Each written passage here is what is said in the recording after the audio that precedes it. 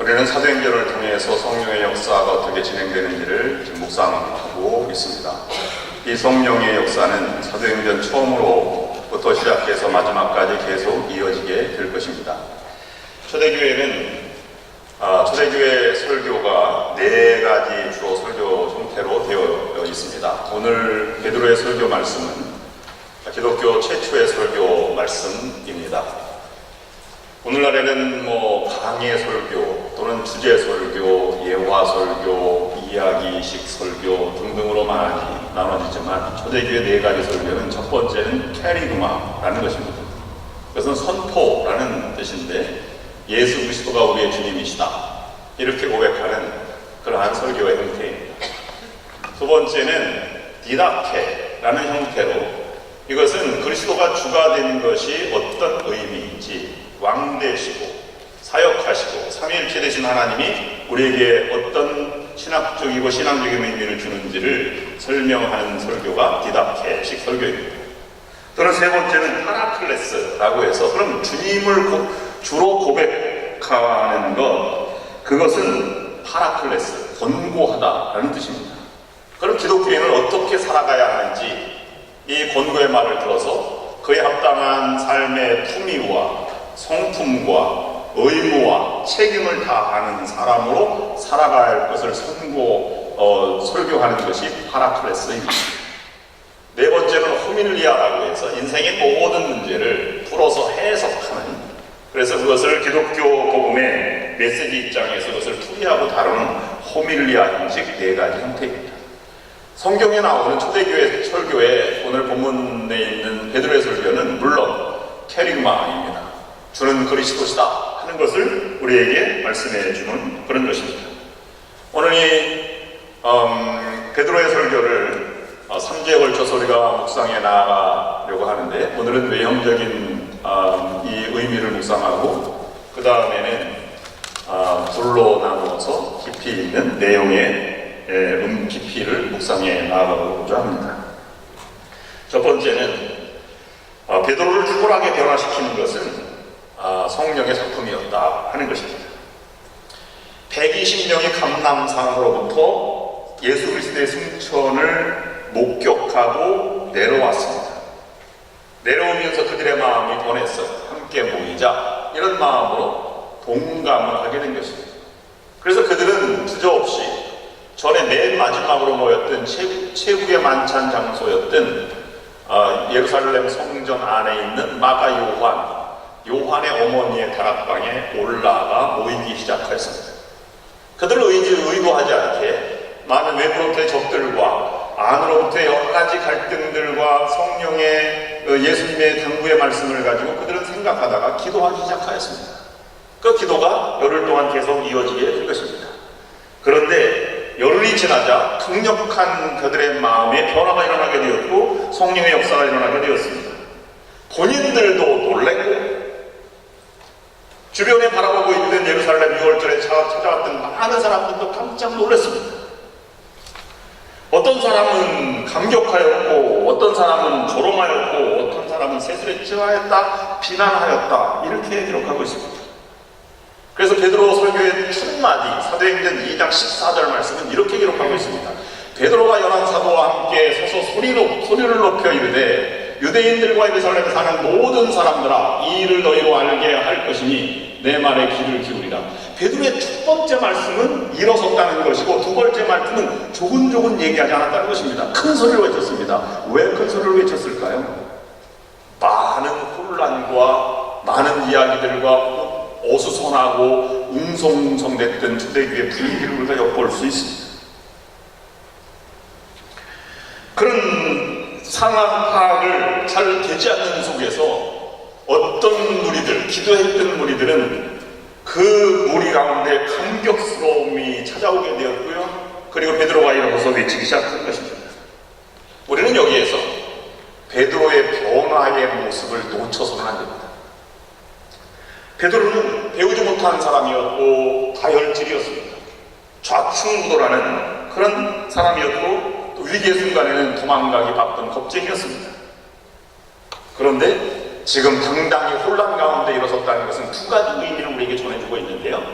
하나는 이런 상황 속에서 하나님의 마음이 어떤 것인가 분명히 파악됐다는 것이었고, 또 하나는 그들은 이제는 이것이 합당하다 용기 있게 일어서서 담대함이 그들을 찾아왔다고 하는 사실입니다. 혼란 가운데 그는 영적인 분별력을 소지하고 있었습니다. 아, 맞다, 하나님이 원하는 것은 바로 이런 것이다 라고 하면서 요엘 선지자와 다윗의 시편을 왔다 갔다 하면서 그는 구약을 인용하게 되었고 담대히 외치기 시작하게 된 것입니다. 베드로는 눈이 열렸습니다. 마음이 뜨거워지는 마음이 왜 뜨거워지는지 하나님의 마음을 알게 되었습니다. 자기도 모르게 일어서서 나갈 때 그들은 담대히 외칠 수 있었던 것입니다. 그래서 베드로가 말할 때 놀라운 힘이 있었고 듣는 사람이 두려워 떨기까지 하였습니다. 무엇이 베드로를 이렇게 만든 것입니까? 성령의 역사입니다. 베드로를 강하게 임했던 성령께서 입을 열었고 말씀을 기억나게 하시고 해석하게 하고, 그리고 또 능력을 베풀어 주셔서 그의 말 한마디 한마디가 하나님의 말씀에 울려 퍼지게 되었고 신령한 하나님의 능력도 전달되는 도구가 되었다고 하는 것입니다. 오늘 베드로 설교를 이렇게 묵상하면서 이 설교의 중심 제목이 베드로의 설교니까 오늘 본문의 주인공은 베드로일 것이다, 우리가 그렇게 생각하지만 그것이 아닙니다. 오늘 본문의 주인공은 하나님이십니다. 베드로 자신의 노력으로 얻어진 열매가 아니라는 말씀입니다. 열흘 동안 기도했다고 해서 그것이 임했다고 하는 그 자체가 아닙니다. 베드로를 사용하고자 하시는 하나님의 역사이며 그 베드로를 변화시켜서 하나님의 탁월한 일꾼으로 사용하고자 하는 하나님의 계획대로 일하신 성령의 놀라운 작품임을 우리는 여기서 발견해 볼 수 있는 것입니다. 그래서 이 어떤 신학자는 이 본문 말씀의 제목을 베드로의 설교가 아니라 성령 설교다 이렇게 제목을 달기도 합니다.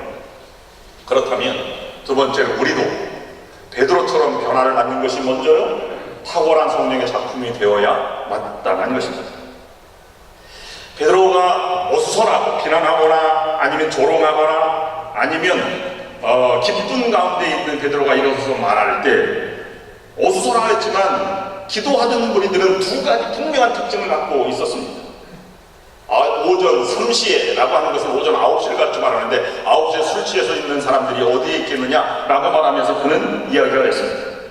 어지러운 상황 속에서도 기쁨이 있었고 생명의 기운을 느꼈다 하는 것입니다. 사도행전 2장 28절 말씀에 다윗의 시편의 말씀을 인용하며 이렇게 기록하고 있습니다. 주께서 생명의 길을 내게 보이셨으니 주 앞에서 내게 기쁨이 충만하게 하시리로다 하였으므로 생명의 길이 지금 보이고 있다는 것이죠. 마음이 감격적으로 막 이렇게 열정적이고 기쁨이 충만하고 은혜 충만한 삶을 지금 살아가고 있다는 것입니다.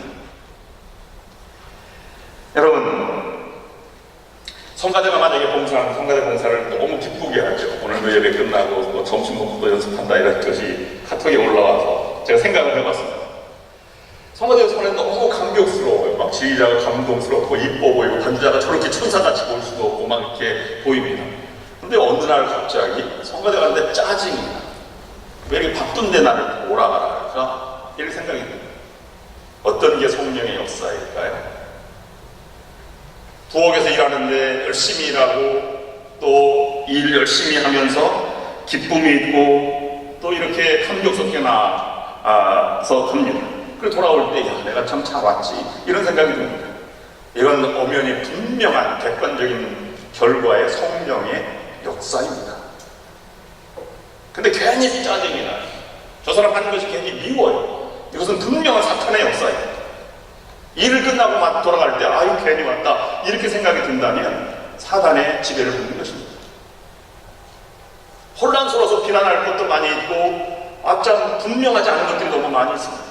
인생도 마찬가지입니다. 내가 노력하는 결과들을 그대로 얻으면 좋겠는데 인생은 이렇게 쉽게 얻어지지 않아요. 밤낮 밤새워 노력해도 성적이 잘 안 나올 수 있고요. 열심히 노력해도 보는 것에 대해서 너무 생활이 찌들릴 수도 있습니다.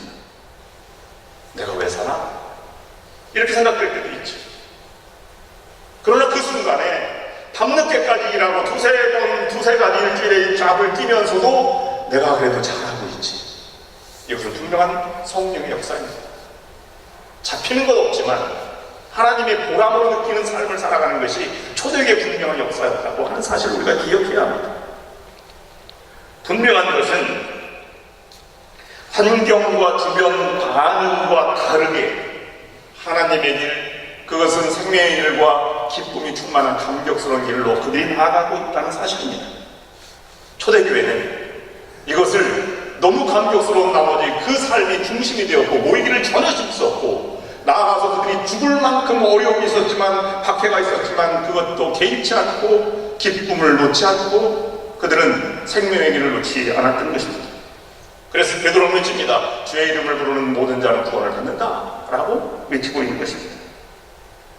우리는 베드로의 변화된 모습 속에서 한 가지 볼 수 있는 것은 베드로는 하나님의 마음을 향하여 가고 있다는 것입니다. 우리도 하나님의 마음을 읽을 수 있어야 합니다. 그 성령이 인도하시는 방법이기 때문입니다. 그 마음을 알 때 우리는 마지막 때의 베드로처럼 귀하게 쓰임받는 또는 탁월하게 쓰임받는 존재가 될 수 있는 것입니다. 그렇게 변화된 하나님의 사람들을 통해서 이 세상의 마지막 때를 준비하시는 것입니다. 변화되었다 라고 하는 것이 첫 번째입니다. 세상 것들이 아직도 남아있는 사람들이 있어요. 마지막 때 부름받지 않은 것이죠. 삼손은 모든 것이 다 변했지만 마지막 욕심이 있었습니다. 사울왕도 변했지만 아직도 남아있는 혈기가 조금 남아있었습니다. 그래서 마지막 때에 그는 부름받지 못했습니다. 여러분, 아나니아 삽비라가 이 베드로의 발 앞에 재산을 팔아 갖고 왔죠. 그것도 놀라운 것입니다. 그런데 왜 하나님이 쓰셨을까요? 그것은 마지막 남아있던 변화되지 못한 욕심 때문에 그렇습니다. 저급함, 욕심이 어려움을 자초하게 된 것입니다. 우리는 우리의 마음에 지금 변화받음에 대한 열망이 있습니다. 여러분, 어떻게 변화되고 있습니까? 이만하면 됐지 하는 어리석은 생각으로 그냥 머물러 있기를 원하고 있지는 않습니까? 자신의 어리석은 모습은 보지 못하며 이웃의 모습을 보고 변화되지 않았다고 손가락질하고 있지 않습니까? 내가 변화되어야 될 부분이 있다면 무엇이 변화되어야 되겠습니까? 하나님께 쓰임받기 위해서 우리는 다시 한번 생각해 보아야 할 것입니다. 요셉과 다윗과 베드로는 탁월하게 쓰임받았게 되었습니다. 그것은 변화되었기 때문입니다. 마지막 세 번째로는 우리의 중심이신 예수 그리스도 우리의 삶의 중심이어야만 합니다. 우리의 중심은 예수 그리스도 뿐이어야만 한다는 것입니다. 성령 강림으로 혼란스럽고 비난이 있는 중에도 베드로가 외친 결론의 마지막 말씀은 사도행전 2장 36절 말씀입니다. 그런즉 이스라엘 온 집은 확실히 알지니 너희가 십자가에 못 박은 이 예수를 하나님이 주와 그리스도가 되게 하셨느니라 하니라. 오늘 베드로의 설교는 두 부분으로 나눠져 있는데요. 14절부터 21절까지는 요엘 선지자의 말씀, 그 다음에 22절부터 36절까지는 그리스도에 관한 설교의 말씀인데, 이 두 가지를 다 합쳐도 그리스도가 주되심을 설교하는 이런 증거의 말씀입니다. 예수 그리스도의 초림부터 재림까지 이어질 때까지 지속되는 하나님의 성령의 사역을 강조하는 것입니다. 그것은 베드로가 진정한 변화의 가치는 그가 입을 열어서 하나님의 말씀이 울려 퍼졌고 그가 놀랍게 열정적으로 감격을 가져왔다는 것이 중요한 것이 아니라 베드로의 마음에 이미 예수 그리스도가 그의 삶의 중심에 자리 잡고 있었다는 증거를 오늘 말씀하고 있는 것입니다. 성령께서 그렇게 증거를 자리 잡고 예수 그리스도가 주님이 되신다는 것을 그렇게 고백하도록 만드셨다는 것입니다. 성령은 예수 그리스도를 믿게 하시고 알아가게 하시고 사랑하게 하시고 그리고 닮아가게 하시는 분이, 그리고 증거하게 하시는 분이 성령의 역사인 것입니다. 지금 여러분, 그리스도는 예수 그리스도는 여러분에게 무엇입니까? 지금 예수 그리스도보다 여러분 삶에 더 중요한 것이 존재합니까? 지금 여러분의 삶이 힘들고 어렵고 혼란스럽고 괴로운 처지에 놓여 있습니까? 그렇다면 예수 그리스도를 여러분 중심으로 모시기를 바랍니다. 그러면 우리들의 삶은, 여러분의 삶은 분명하게 달라질 것입니다.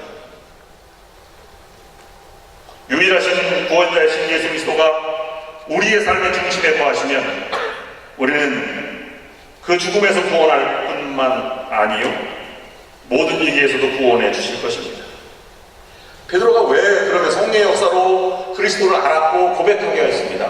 그러면 무엇 때문에 그렇게 담대한 용기를 가질 수 있었을까요? 그것은 그리스도가 주가 되신 것이 너무나 분명하고 확실히 알았기 때문입니다.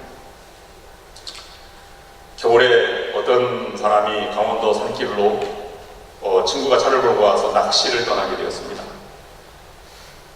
그래서 낚시를 떠나는데, 겨울 낚시를 떠났는데, 이제 서울에 있는 친구가 차를 세워놓고 이제 둘이 같이 이렇게 얼음으로 돌아가는데, 서울에 있는 친구는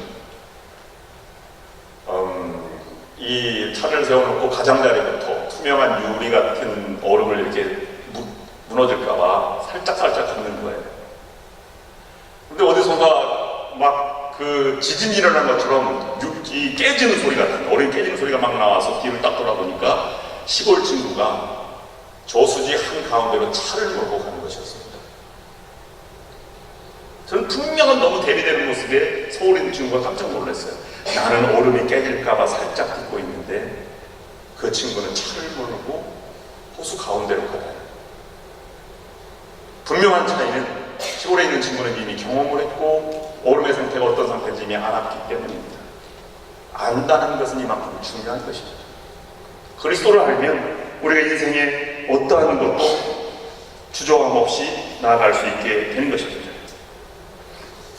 여러분, 지금도 힘들고 어려운 아픔 가운데 있다면 그러한 삶에 그리스도가 계신가를 다시 한번 생각해 보아야 합니다. 고난 가운데에서도 우리가 그리스도를 모신다면 우리는 아픔 가운데 있지만 생명과 희망을 놓지 않는 끈이 있을 것입니다. 예수 그리스도께서 나의 주님을 모셨다고 해서 어려움이 없어진다는 말은 아닙니다. 그러나 예수님을 나의 주님으로 모신다면 담대함과 어떤 환경도 이겨나갈 수 있기에 넉넉한 승리하는 힘을 주신다는 사실을 우리가 기억해야 할 것입니다. 요한복음 16장 3절 말씀 이렇게 기록하고 있습니다.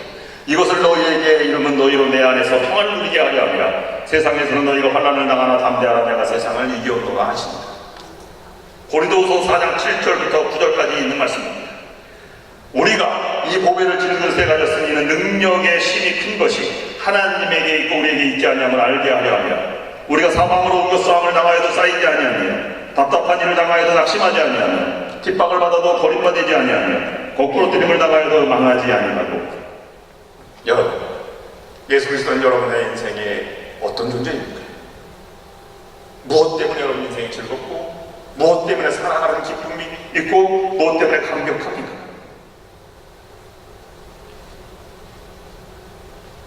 살아갈수록 힘든 것이 인생임을 고백하지 않을 수 없습니다.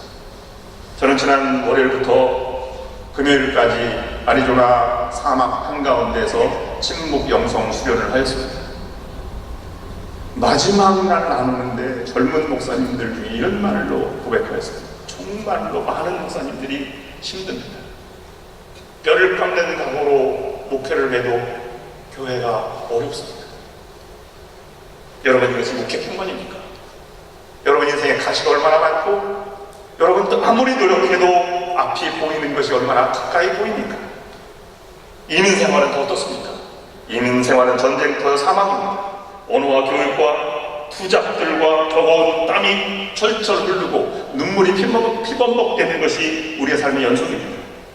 그러나 그리스도의 영이 계신 곳에 자유함이 있습니다.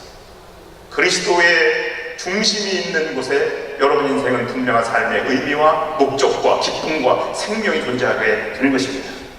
그런 여러분과 우리 교회가 될 수 있기를 주님의 이름으로 축원합니다. 기도하겠습니다.